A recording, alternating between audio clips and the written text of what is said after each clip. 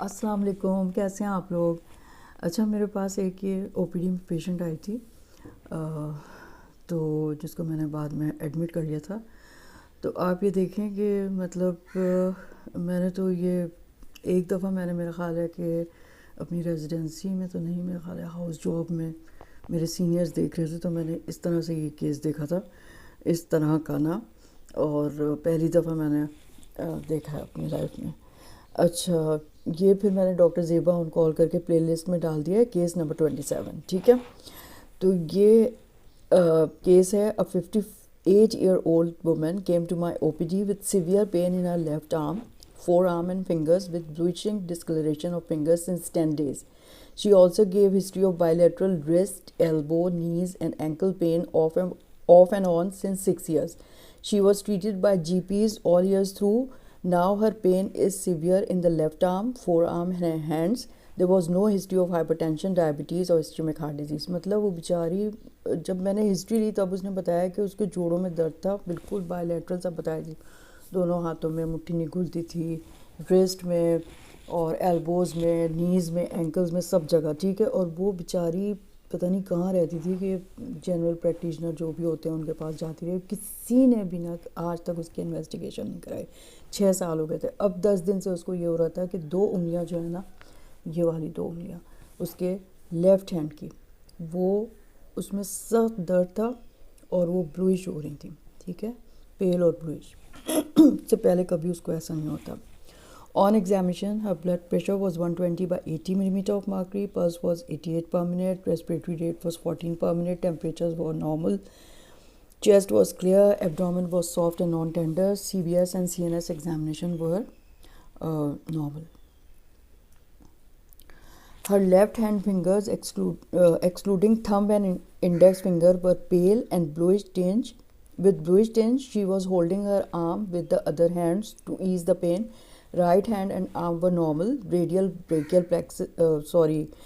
and brachial pulses were palpable on both sides. वो मैंने करके देख ली थी कि कहीं इसको इस्कीमिया उस लार्ज वेसल का तो नहीं हो रहा। ठीक है, तो वो कोई चीज़ मुझे नहीं मिली थी उसकी।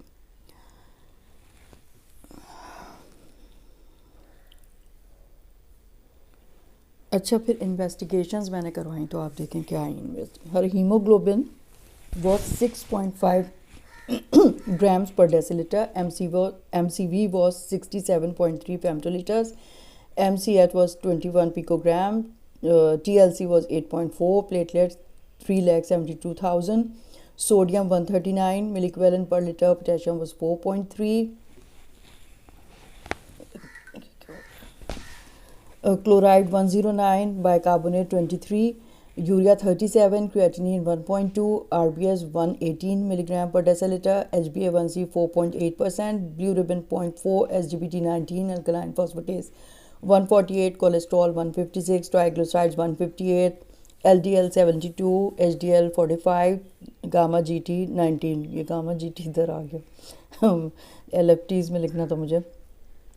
ESR देखें उसका 100 millimetre in first hour, CRP बढ़ा हुआ 14.8, RA फैक्टर वॉज पॉजिटिव। ये सब मैंने करा लिया।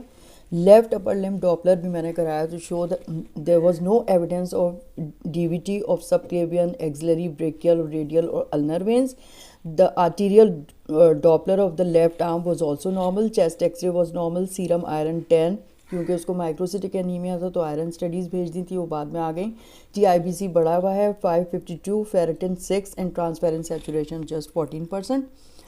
उसके बाद फर्दर इन्वेस्टिगेशन मैंने कराई तो ANA पॉजिटिव आया उसका, लेकिन ANA का जो सारा प्रोफाइल था वो सब नेगेटिव था।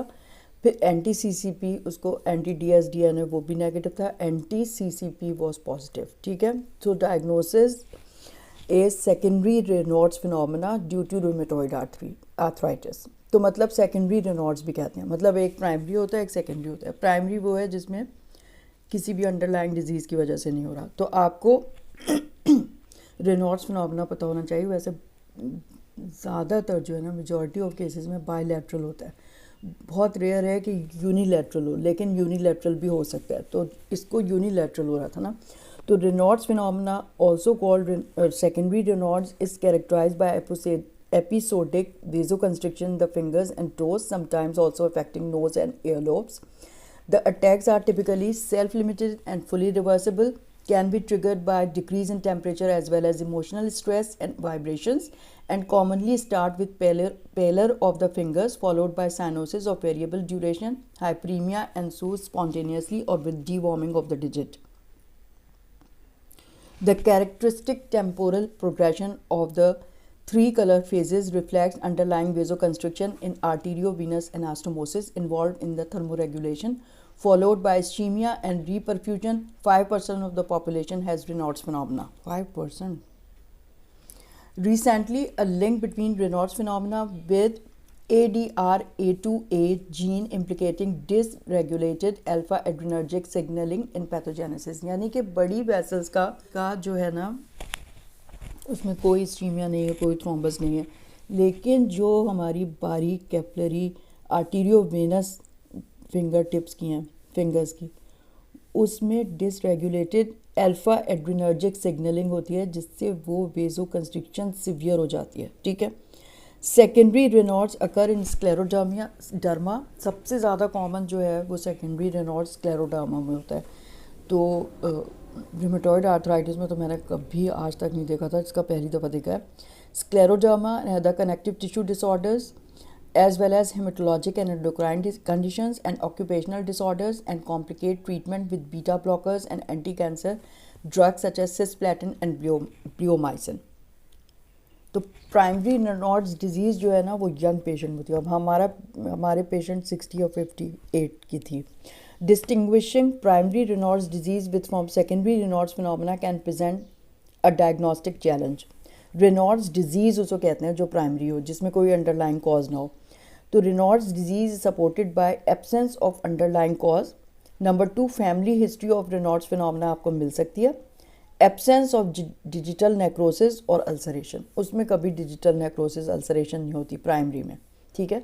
A negative ANA टेस्ट, अब इसका तो पॉजिटिव है, ANA टेस्ट नेगेटिव होता है उसमें. ठीक है. और उसमें कोई नेक्रोसिस एम्पुटेशन इसकी नौबत नहीं आती.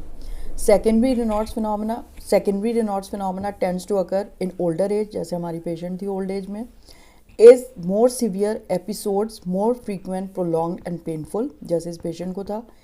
And number 3, complicated by ischaemic digital ulcers and loss of digits. और जो प्राइमरी Raynaud's डिजीज़ है ना वो यंग पेशेंट में होती है, यानी कि 18 to 30 ईयर्स की वुमेन ज़्यादातर प्रेजेंट होती है उसमें.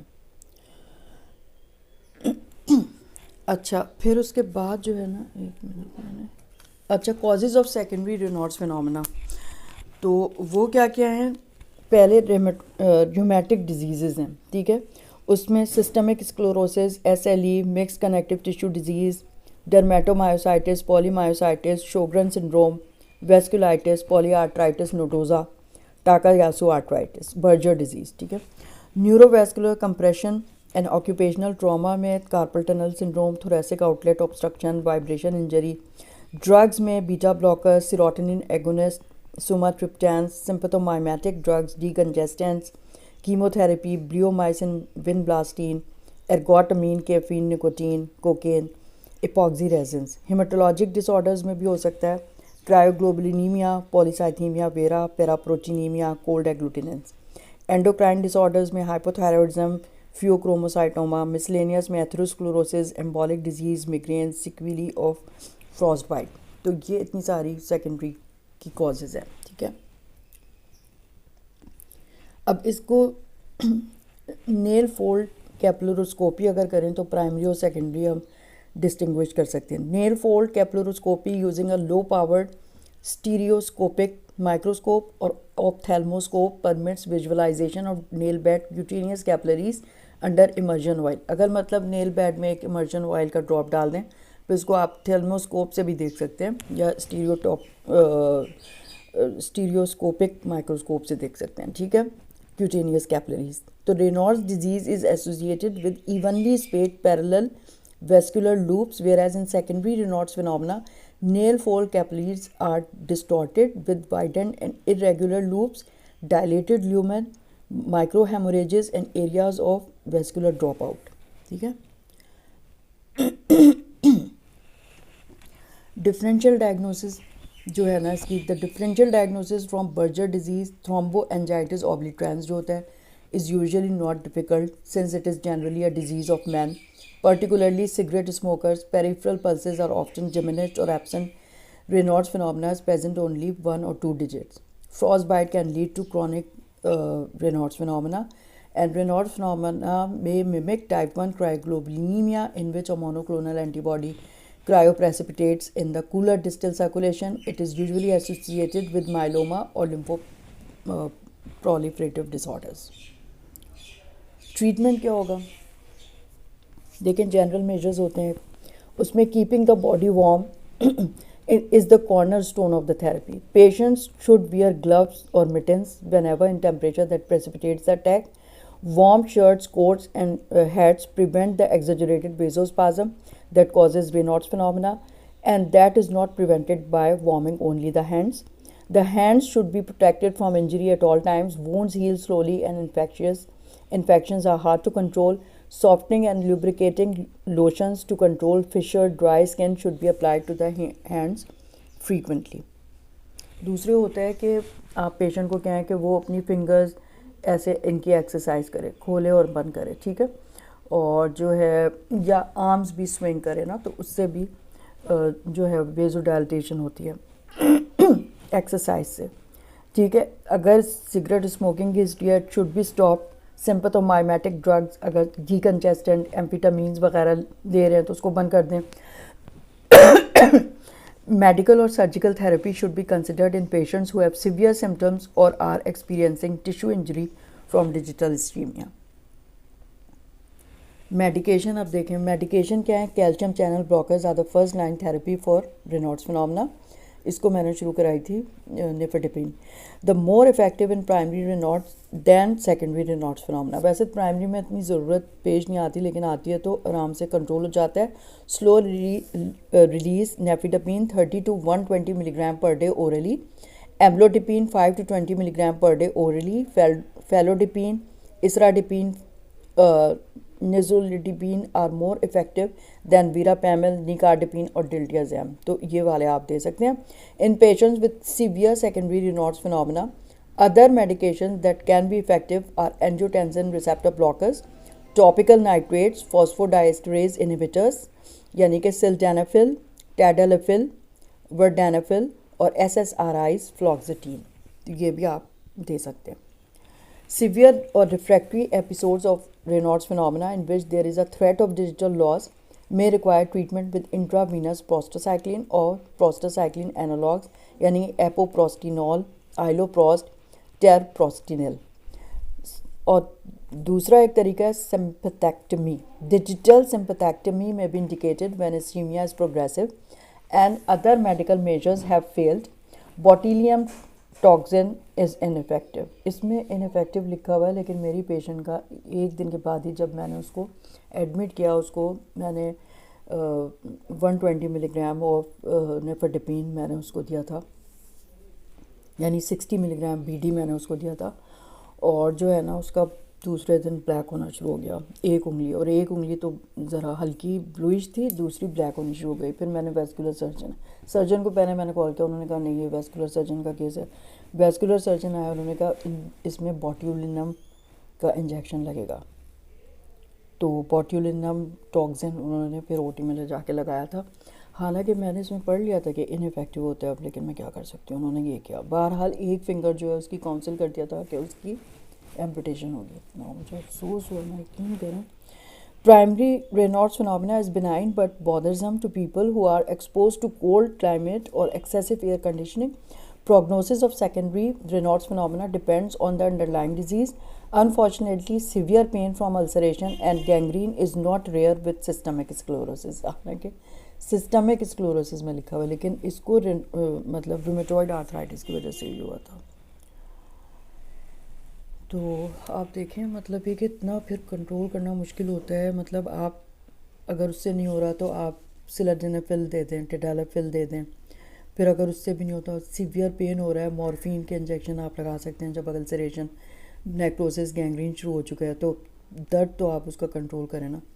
और स्ट्रेस से भी होता है। अब अगर किसी पेशेंट की आपने काउंसलिंग कर दिया, एम्पूटेशन होगा, तो क्या स्ट्रेस का उसका लेवल होगा ना, मतलब उफ, बहुत मुश्किल है। अल्लाह, क्या अल्लाह मियाँ इम्तिहान लेता है बताएं।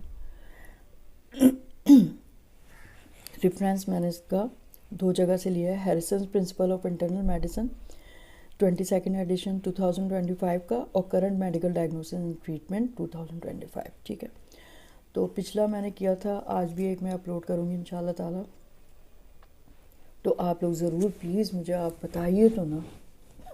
आप लोग तो कमेंट ही नहीं करते हैं, एक आध कोई करता है। अच्छा, दूसरे मैं एक शुक्रिया अदा करता हूँ, 31 दिसंबर को मेरे अब्बा की बरसी थी, तो मैं हमेशा ऑब्चुरी देती हूँ अखबार में। तो वो एक आध आप में से कोई है ऐसा जिसने उसको रिकग्नाइज़ कर लिया कि वो मेरे अब्बा थे, तो बहुत बहुत शुक्रिया कि आपने मुझे लिखा। बहुत मुझे खुशी हुई पढ़ के। ठीक है, thank you so much. Okay, खुदा हाफिज़।